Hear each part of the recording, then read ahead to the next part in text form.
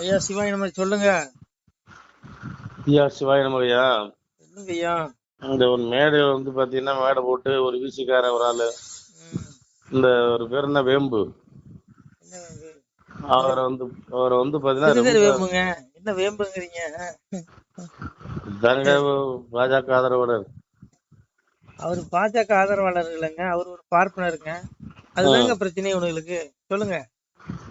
அவர் ஏதோ பேசிட்டாராமா, அவரு ஒண்ணுமே பேசலையே, அவர் பாட்டுக்கு அவர் வேலையை இந்து பாக்குறாரு. மக்களுக்கு ஆதரவா பேசியிருப்பாராட்டு இருக்கு. நாய்ங்கிறேன் நாய்ங்கிறேன், எத்தனை பெரிய பண்ணையம் வச்சு நாய் பண்ணைய வச்சு வளர்த்த மாதிரி பேசிட்டு இருக்கேன். யார நாய்ங்கிறான்? அவரைத்தான் ஸ்ரீதர் ஸ்ரீதர். ரொம்ப நாய்ங்கிறான், நானும் கேட்டேன். என்ன தமிழ்நாட்டை எதுவும் விசிக எழுதி கொடுத்தாங்களா என்ன? அப்படி அந்த நினைப்புலதான் பேசுறானுங்கன்னு நான் நினைக்கிறேன். ஏன்னா என்னதான் இவனுக்கு கொம்பு இவனுக்கு என்னங்க புதுசா கொம்பு முளைச்சிட்டா கொடுக்கு முளைச்சது. எங்க அப்பா ஏற்கனவே சொன்னான், கோழி குஞ்சிகள் எல்லாம் கூட்டை விட்டெழும்பும் முன் கொம்பு முளைக்க கண்டேன் சிவனே ஐயானா. கோழி குஞ்சு கூட்டுல இருந்து எலும்புறதுக்குள்ள முட்டையில வெளியே கொம்பு முளைச்சு வருவோம் கழிவுத்துல. அந்த மாதிரி இவனுக்கு பேசுறத பார்த்தா தமிழ்நாட்டுல என்னமோ இவனுக்கு பட்டா போட்டு கொடுத்த மாதிரி ஒருத்தரும் பேசிட்டு இருக்கான். நான் என்ன கேக்குறேன், இவனுக்கு இந்த அம்மா செயலிதான் உயிரோட இருக்கும்போது எவனாவது பேசுனானா? அந்த மாதிரி அதைத்தான் சொல்ல வந்தேன். எவனாவது பேசுனானா? இவனால எங்கேயா இருந்தானு எத்தனால எனக்கு ஒன்றும் புரியல. கேட்டா இது அவனுக்கு ஆட்சி, ஒன்றும் பண்ண முடியாது. ஏன்னா இது அவங்களுடைய கூட்டணி ஆட்சி, அவன் தான் பேசுவான். அதனால விட்டுருங்க. இவங்களுக்கு சிறுதர் மேல எல்லாம் பிரச்சனை இல்லையா? இவங்களுக்கு என்ன பிரச்சனைங்கிறீங்க? பிராமணன் எவனுமே எந்த பிராமணரும் பெரிய உயர்ந்த இடத்துல இருக்கக்கூடாது, ஒரு நீதிபதியா இருக்கக்கூடாது, ஒரு வக்கீலா இருக்கக்கூடாது, ராணுவத்துல இருக்கக்கூடாது, போலீஸ் அதிகாரியா இருக்கக்கூடாது. எந்த சொல்றேன் கேளுங்க முழுசா. எந்த அது ஒரு பிராமணர்கள் எந்த இடத்துலயும் அரசு வேலையில் இருக்கக்கூடாது. ஏன் குறிப்பா கோயில்ல பூசை பண்ணக்கூடாது. இவனுக்கு இதுதான் பிரச்சனை. சரி, இவனுங்களாவது கோயில போய் சாமி கும்பிடணும், அதுவும் கும்பிட மாட்டான். சாமியை கண்டபடி வைவானுங்க. அப்ப இங்க புரிஞ்சுக்குவாங்க இவனுக்கு என்னவா இருக்கு. சரி, பௌத்தங்கிற சரி, அதையாவது நீ ஒழுங்கா கடைபிடிக்கிறியா? திங்குறதெல்லாம் ஊர்றத ஒன்னே விட மாட்டானுங்க. ஊர்றத விட மாட்டான், தாவுறத விட மாட்டான், பறக்கிறத விட மாட்டான், தவுறத விட மாட்டான். எந்த ஜீவனையும் விடுறதுல புடிச்சு திங்குறான். புத்தர் என்ன சொல்றாரு? புத்த மதத்துல என்ன, புத்தர் மதம் சாத்வீக மதம். அங்க ஜீவகாரணி ரொம்ப ரொம்ப கடைபிடிக்கப்படுது. புத்த பிட்சுகள் முழுமையா சைவம் சாப்பிடுறவங்க. உனக்கு அதுக்கு என்ன தகுதி இருக்கு? ஒண்ணு புத்தர் சொன்னது கடைபிடிச்சா நீ சொல்லலாம். அதுக்கும் ஒன்னும் தகுதி இல்ல. திருவள்ளுவர் பேசுவான். திருவள்ளுவர் என்ன சொல்றாரு? அரவினை யாதனில் கொல்லாமை பிறவனை எல்லாம் தருங்காரு. எந்த உயிரையும் கொல்லக்கூடாது, கொன்னா அது அரசியல் இல்ல பாவ செயல்னு வள்ளுவன் சொல்றான். அந்த வள்ளுவனை பத்தி பேசுவானுங்க மேடைக்கு மேடை கும்பல். அதையும் கடைபிடிக்க மாட்டானுங்க. இப்ப என்னதான் உனக்கு பிரச்சனை? வேற ஒன்னும் பிரச்சனை கிடையாது. இவனுக்கு பிராமணர்கள்லாம் பிரச்சனை. எல்லாம் மேடைக்கு மேடை பிராமணர்கள் தான் வந்து பாருங்க. சிறிதரவும் யாரு? சரி விடு, இந்த சிவநாடாரம் தான் செய்யறாரு. சிவநாடாரம் தான் சிறிதரவம் மேல சிவநாடார். ஏன் அவரை பேசுவானுங்க? பேச மாட்டான். ஒண்ணு புரிஞ்சுக்கோங்க, இவனுக்கு ஒரு குறிப்பிட்ட சமுதாயத்தை அந்த சுதந்திரம் வாங்கினதுல இருந்தே பேசிட்டு தான் இருக்கான். அதனால அவங்க நல்ல சமுதாயம், அவங்க யாரையா திட்டுறாங்களா பாவம், அவங்க கொண்டு வேலை உண்டு. அதனால இங்க பாருங்க, இவனுக்கு அறியாமையில பேசிட்டு இருக்காங்க. இவனுக்கு என்ன புரிதல் இருக்குன்னு எனக்கு தெரியல. பிராமணன் உயர்ந்த ஜாதின்னு சொல்லிட்டான்னு சொல்லிதான் இவனுக்கு ஒரே பிரச்சனை. உயர்ந்த ஜாதின்னு பிராமணன் எந்த இடத்துல தானே சொல்றானா? எங்க சொன்னா இந்த பிராமணன் சொன்னா சொல்லுங்க. ஒண்ணு வேண்டாங்க. இவங்கள கிளப்பி விட்டதுதானே. இவங்க தீகாக்காரன் கிளப்பி விட்டு பாருங்க. ராம யாரு? ராம என்ன பிராமணனா? ராமன் பிராமண குலத்துல வந்தாரா? சொல்லுங்க. கிருஷ்ணன் பிராமண குலத்துல வந்தாரா?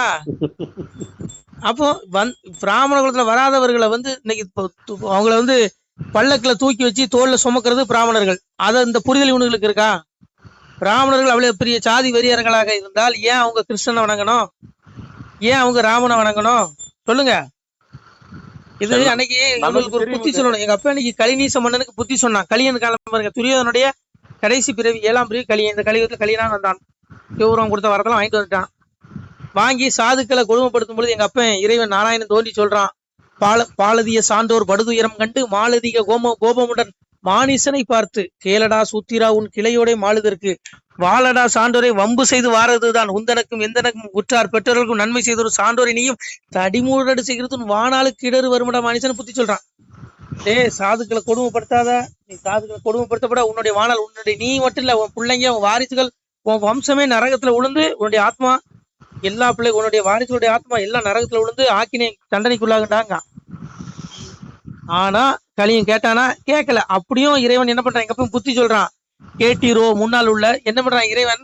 அவன் ஒரு சொருபம் எடுத்து அவனுக்கு புத்தி சொல்றான். மனு சொருபமா வந்து என்ன சொல்றான்? கேட்டீரோ முன்னால் உள்ள கருவித வளங்கள் எல்லாம் காட்டிமையாக சொல்வேன் தமியனும் வணங்கி நின்று பூட்டியே மனதில் வைத்து புத்தி என்று எண்ணி நீரும் நாட்டினே நன்மை செய்து நலமுடன் அரசு செய்யுங்க. எங்க பாரு, நான் முன்னாடி உள்ள வளமை இறைவன் எந்தெந்த குலத்துல எப்படி இப்படி வந்தாங்கிற அந்த ரகசியத்தெல்லாம் சொல்றேன் கேளு, கேட்டா நீ திருந்துடாங்கிறான். எப்படி? யார் சொல்றா? மகாவிஷ்ணு சொல்றான் நேரடியா கலியனுக்கு புத்தி. சாமி சொல்றான் பாருங்க, மாயனோ உபாயத்தாலே மனுவது போலையாகி ஆயனர் குலமும் தோன்றி அவனியில் இருப்பான் கண்டீர் மாயத்தை அறியா நீரும் மாளவே போக வேண்டாம் நியாயமாய் உரைத்தினையா நம்மூட அரசியலே.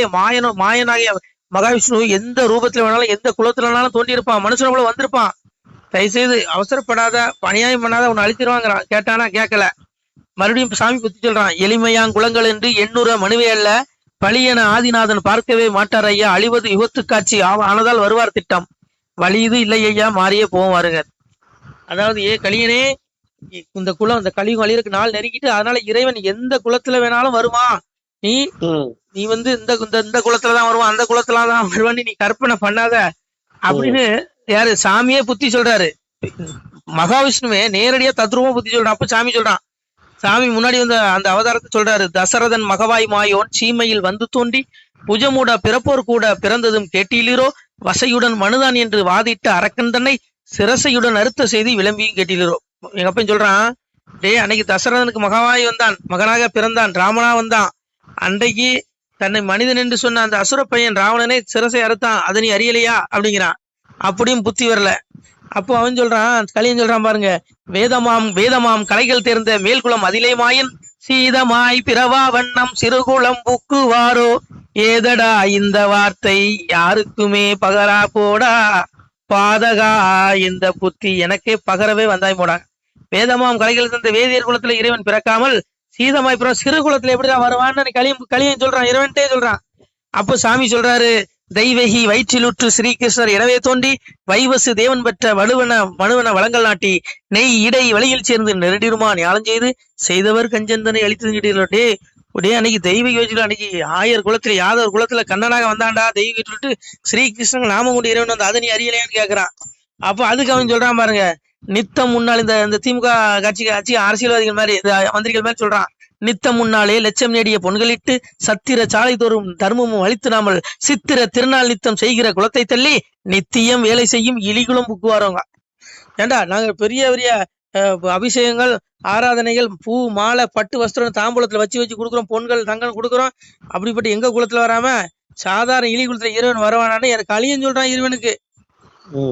அப்போ சாமி சொல்றாரு, ஐவருக்கு தூதனாகி அங்கும் இங்கும் ஓடி சென்று மைகுழல் சிலர்கள் தம்மை மனங்களும் மிகவை செய்து மெய்ப்புடன் கிளைகளோடு மேவிய குழாங்கள் செய்து துரியோதனை கொண்டு செய்தியும் கேட்டீர்களா.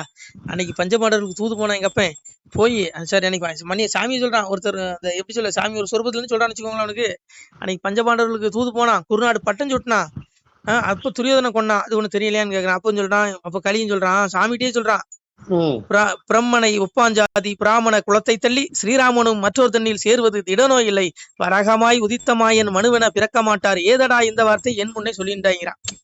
கலியும் சொல்றான், டே அப்படியே இறைவன் வர்றதா இருந்தாலும் எப்படி அந்த சாதாரண குலத்துல வருவான், பிராமண குலத்துல வருவான், பிரம்மனை ஒப்பாஞ்சாதி பிராமண குலத்தில் ஸ்ரீராமன் எப்படின்னா மற்றொரு குலத்துல வருவாங்க எப்படி? அப்போ இவனுக்கு என்னதான் புத்தி சொல்ல மறுபடியும் சொல்றான் பாருங்க. கலியும் சொல்றான், காரணமானமாயன் கலியுகம் வருமென்றெண்ணி நாரணன் பயந்து ஓடி நல்மலை ஏறிமானாய் வாரண நாது நம்பால் வேடன் ஏறி செத்து தாரணி வாரன் என்று தவலோகம் சேர்ந்தான்டா. கலியன் சொல்றான் பாருங்க, அன்னைக்கு துவாபரகம் முடிஞ்சதுமே அவன் செத்து போயிட்டான். அன்னைக்கு கலியன் வரான்னு தெரிஞ்சதுமே அன்னைக்கு கானகத்துல போனான், வேடன் வந்து தன்னுடைய அம்பை எஞ்சி கிருஷ்ணனை கொண்டுட்டாங்க. அப்புறமா வாலிக்கு கொடுத்த அந்த வாலிக்கு செஞ்ச கர்மத்தின்படி அவர் திருமணி கூட்ட போட்டாரு. அவன் வேடனா பிறந்து கொண்டான்னு வச்சுக்கோங்க, அது கொல்லல, அம்பு விட்டா உடலை போட்டு ஒரு திருமணி கூட்ட போட்டு பரமாத்மா சுரூபத்தை எடுத்து போயிட்டாரு. ஆனா மாயவர் செத்துட்டாரு, வரமாட்டாங்க கலியன். எப்படி? அந்த மாதிரி இவனுங்களுடைய எண்ணம் எப்படி இருக்குன்னா, இங்க பாருங்க, பிராமணி உயர்ந்தவன் மற்றது இல்லாம நம்மளெல்லாம் தாழ்ந்து சொல்றான் அப்படிங்கிற ஒரு மனப்பான்மை எவனோ இவன்கிட்ட விதைச்சிட்டான். புரியுது உங்களுக்கு? ஆனா எந்த பிராமணனையும் யாரையும் இழிவா பேசுறது கிடையாது. ஏன்னா அவங்க வந்து உண்மையாலுமே ஒரு நல்ல ஆத்மான்னு தான் சொல்லணும். ஏன்னா பகவான் கீதையில சொல்றான், சாதுர்வர்ணியும் மாயா சிஸ்டம் குணகர்ம விவாசங்கிறான். இப்ப இதெல்லாம் சொல்லக்கூடிய நான் வந்து ஒரு பிராமணன் கிடையாது, நானே ஒரு எப்படி சொல்ல, நான் ஒரு பனையேறி குடும்பம்னு வச்சுக்கோங்க. அப்போ இவனுக்கு பாருங்க, பிராமணர்களை திட்டுறதுக்கு இவனுக்கு என்ன தகுதி இருக்கு? இறைவன் என்ன சொல்றான், நான் கர்ம வினையின்படி குலங்களை தோற்றுவித்தேங்கிறான். ஒரு மனுஷன் இன்னைக்கு மந்திரி ஆகுறான்னா அவன் பூர்வ ஜென்மத்துல செஞ்ச புண்ணியம். ஒருத்தன் எம்எல்ஏ ஆகுறானா அது புண்ணியம், ஒருத்தன் சிஎம் ஆகுறானா அவன் செஞ்ச புண்ணியம், ஒருத்தன் பிஎம் ஆகுறானா அவன் செஞ்ச புண்ணியம், கர்மா எல்லாம். அதன்படிதான் ஒவ்வொருத்தனையும் ஒரு வாழ்க்கையை அமைக்கிறேன்னு ஒழிய, அப்புறம் பிறப்புக்கு தகுந்த அவனுடைய கர்மாவின்படி நான் அவனுக்கு ஏற்றத்தாழ்வு கொடுக்குறேன் ஒழியன்னு தான் சொல்றான் ஒழிய, இறைவன் எந்த இடத்துலயும் சாதியை நான் உண்டு பண்ணேன்னு சொல்லல. அப்ப இன்னைக்கு ஒண்ணு வேண்டாம், இறைவன் அவதரித்த வரங்கள்லாம் பார்த்தா சத்திரிய குலம், சூத்திர குலம், அந்த குலம், இந்த குலம், எல்லா குலத்திலயும் வந்திருக்கான். ஆனா எங்கேயுமே பிராமண குலத்துல வரல. ஆனா இப்பேற்பட்ட எங்க குலத்துல வந்த இறைவனை, இப்போ என் குலம்னு வச்சுக்கோங்களேன், என்ன சூத்திரன்னு ஒருத்தன் சொல்றான், சரி நான் ஏத்துக்கிறேன். சரி, என் குலத்துல வந்த இறைவனை தோல் மேல தூக்கி வச்சு சமக்கிறது யாரு? பிராமணன். அப்போ அந்த பிராமணனுக்கு ஜாதி வெறி இருந்தால் அந்த பிராமணன் இந்த சூத்திர குலத்துல வந்த இறைவனை தோல் மீது சுமப்பானா? சொல்லுங்க. இவனுக்கு இங்க பாருங்க, எவனோ ஒருத்தன் இவனோட தூண்டி விட்டுட்டான், பிராமணன் அதை செஞ்சான் இதை செஞ்சான், அதனால இவனுக்கு பிராமணரை கண்டாரே பிடிக்க மாட்டேங்குது, பசா பாடுறானுங்க. அதனாலதான் இவனுக்கு சிறிதர் ரொம்ப நாய்ங்கிறான். அவரு கண்டுக்க மாட்டாரு, அவர் செவனேன்னு இருப்பாரு. அவரை நாயின்னு சொல்றவன் கடைசியில் நாயா தான் பிறக்க வேண்டிய விதி வந்துடும். ஏன்னா நான் சொல்லல, ஏன்னா பகவானே கீதையில் சொல்றான், ரஜசி பிள்ளையும் கத்துவ கர்ம ஜாயதே ததா பிள்ளைங்க தமசி மூட ஜாயதேன்ட்டான். துராத்மாக்கள், துஷ்டர்கள், ஏழைகளை, நல்லவர்களை, சாதுக்களை மனசு நோகடிக்கிறவன் வந்து மறுபிறவில அவன் துஷ்டன். அவன் மறுபிறவில வந்து ஆடு, கோழி, பன்னி, நாயான்னு 84 லட்சம் பிறவி எடுக்குன்னு சொல்றான் கீதையில, நான் சொல்லல, அப்பா சொல்றான். அதனால இங்க பாருங்க, இவனை நாயின்னு சொல்லிட்டு இவனு அவரு என்ன நாயா போப்புறாரா? இவனுக்கு உருப்படாம போப்புறானுங்க. நான் என்ன சொல்கிறேன், எந்த பிராமணன் இவனுக்கு சோத்திரம் மண்ணடி போட்டான்னு சொல்லுங்க. அவங்க வேலையை பாக்குறாங்க. இவனுக்கு என்னையா பிரச்சனை? அது இவனுக்கு இதான் பிரச்சனை. எந்த பிராமணனும் அரசு வேலைக்கு வரக்கூடாது, எந்த பிராமணனும் மந்திரி ஆகக்கூடாது, எந்த பிராமணனும் வக்கீல் ஆகக்கூடாது, எந்த பிராமணனும் நீதிபதி ஆகக்கூடாது. இதுதான் பிரச்சனை இவனுக்கு. குறிப்பா கருவறைக்குள்ள போய் எந்த பிராமணனும் பூசை பண்ணக்கூடாது. இதுதான் இவனுக்கு பிரச்சனை. வேற எல்லாம் இவனுக்கு சிறிதர் வெம்புல எந்த பிரச்சனையுமே கிடையாது. இவனுக்கு என்ன புத்தி சொன்னாலும் மண்டையில ஏறாது. அதனால அவனுக்கு போக்குல விட்டுருங்க, ஒரு நாள் திருந்துவானுங்க. சரிங்களா? ஆத்மா உணரணும். ஆத்மா உணராத கூட்டத்தை என்னத்த பேசுவீங்க? நம்ம பிறந்ததே அப்பா சிவனை வழிபட்டு மோட்சத்தை அடைவதற்காக தான் இந்த பிறவியே. இது அரிய வாய்ப்பு. பக்தி சோதித்தே பல நாளும் காத்திருந்த வித்திகன் இணை வந்து வேண்டார் மேல் வீடிலிருந்து செத்திறந்து தீ நரக சீல் குட்டியில் அடைக்க கொத்தியிருந்த புழுக்கள் வந்து கொஞ்சம் தூரட்டான். திருந்துங்கடா, அப்பாவை தேடலண்ணா, நான் என்னையும் சேர்த்துதான் உங்களையும் சேர்த்தான். அப்பா சொல்றாம இருக்க, பக்தி சோதித்த பல நாள் காத்திருந்த அப்பா சிவருவனை வழிபடாத இந்த ஆத்மாக்கள், அவனை வந்து வேண்டி அவனுடைய திருவடியை அடையாத இந்த ஆத்மாக்கள் தீ நரக சீல் குட்டியில் அடைக்க, நரகத்துல இவனுக்கு ஒரு உடல் கொடுக்கப்படும். அந்த உடல்ல அந்த ஆத்மா அடைக்கப்பட்டு நரகத்துக்கு எடுத்து செல்லப்பட்டு மீளா நரகத்துல இவர்கள் ஆக்கினை துன்பத்தை அனுபவிப்பார்கள். தப்பவே முடியாது. அதனால அப்பாவை தேடுங்க, முக்திகளை வழியை தேடுங்க. இதெல்லாம் விடுங்க. எவன் எவரை பேசுனா நமக்கு என்ன? அதனால இது சிறிதர் வெம்புவே கண்டுக்க மாட்டாரு, நாம ஏயா கண்டுக்கணும்? புரியுதா உங்களுக்கு? எவனோ பேசிட்டு போறான். ஆனா ஒண்ணு, சாமி சொல்லிட்டாரு, முனி பெற்ற பிள்ளையை சுண்டலிதானும் கண்டு முடுக்கி கடிக்க கண்டேன் சிவனே, கிளை சேர்ந்து ஆடியில் கூடிய எலிகள் எல்லாம் கிடைகளைந்து ஓட கண்டேன்னு சொல்றான், மகாவிஷ்ணு சொல்றான். இதுக்கு அர்த்தம் கொடுக்க வேண்டாம், அவங்களுக்கே புரியும் நமச்சிவாய. அதனால ஒரு நாள் வரும், புரியுங்க என்ன? நமசிவாய. நமசிவாய. சிவாய நம. திருச்சிட்டம்பலம், தில்லையம்பலம், பொன்னம்பலம். சிவாய நம. உறவுகளே, சிவ அன்பர்களே, தற்போது தாங்கள் இந்த வீடியோவில் பார்க்கக்கூடிய இடத்துல ஒரு சிவாலய திருப்பணி ஒன்று நடந்து கொண்டிருக்கிறது.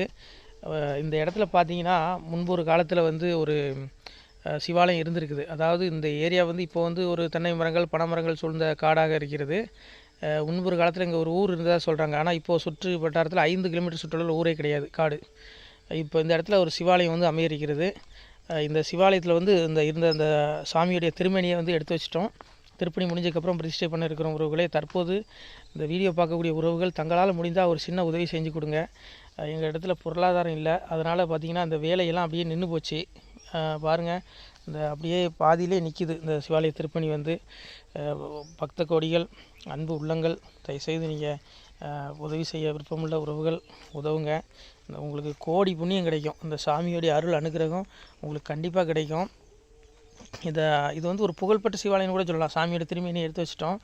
இந்த இடத்துல பார்த்திங்கன்னா ஒரு வாசி தண்டம் இருக்குது. அந்த காலத்தில் ஒரு முனிவர் யாரோ தவம் செஞ்சுருக்காங்க. அவங்களுடைய வாசி தண்டம் அவர் திருக்கரங்களால் எழுதின ஓலைச்சுவடி கூட இன்றும் இருக்குது, இன்னும் பாதுகாக்கப்பட்டு வருது.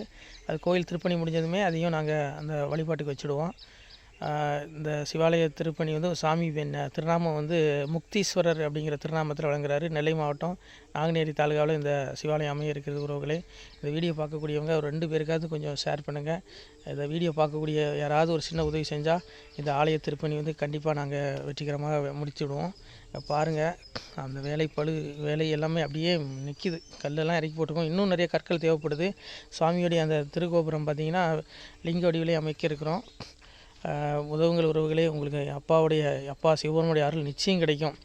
எம்பெருமான் சொல்வான், வாழுவீர் தாழ்வில்லாமல் மக்களும் கிளைகள் கொஞ்சி நாளுமே மகிழ்ச்சியை கூர்ந்து நலமுடன் வாழும்போது நீளுமே எனது செங்கோல் நீதியும் நெறிபோல் வந்து ஆளுமே உங்கள் தன்னை அன்புடன் அலையாவண்ணம். உங்களை எம்பெருமானுடைய அப்பாவுடைய திருவாசகத்தாலேயே வாழ்த்துறோம் உறவுகளே. ஆணுடன் பெண்ணும் பெற்று அதிகமாய் செல்வமாகி தானுடன் நினைவுமுற்று தர்மமும் நெறியும் கற்று வேணும் நீள் காலமெல்லாம் வெள்ளியர் உடனே வாழ்ந்து போனுதல் கமலநாதன் பொற்பதம் பெற்று வாழ்வீர். அந்த ஈசனுடைய பொற்பதம் நிச்சயம் கிடைக்கும். உங்களுக்கு இகத்திலும் சுகம், பரத்திலும் சுகம். உங்களுடைய கர்ம வினைகள் மன்னிக்கப்பட்டு உங்களுக்கு நிச்சயம் மோட்ச வீடு கிடைக்கும். இகத்தில் பூரண ஆயுளுடன் நோய் நொடி இல்லாமல் வாழ்ந்து நீங்கள் பரவாழ்வும் பெறுவீர்கள் உறவுகளே.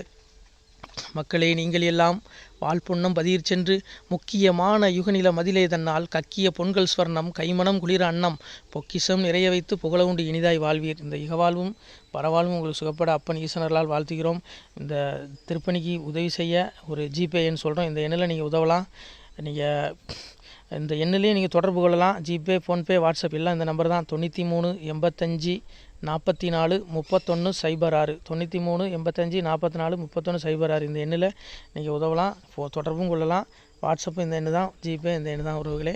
முடிந்தளவுக்கு ரெண்டு பேருக்காக ஷேர் பண்ணுங்கள். இந்த வீடியோ பார்க்கக்கூடிய யாராவது ஒருத்தர் சின்ன உதவி, நீங்கள் பெரிய அளவில் செய்யணும் கூட, நீங்கள் ₹1 நீங்கள் தந்தாலும் மனசார வேண்டி ஏற்றுக்கிறோம் உறவுகளே. உதவுங்கள்.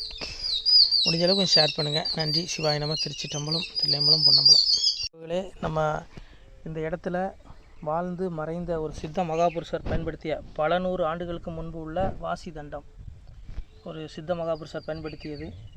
அவர் திருக்கரங்களால் எழுதிய அந்த ஓலைச்சுவடி கூட பாருங்கள், இன்னும் பாதுகாக்கப்பட்டு வருது. இந்த சிவாலயம், நம்முடைய இந்த சிவாலய திருப்பணி முடிந்ததுமே எம்பெருமான் அவர் எழுதிய அந்த சிவனை பற்றி புகழ்ந்து எழுதிய அந்த பாடல் வரிகள் இதில் இருக்குது.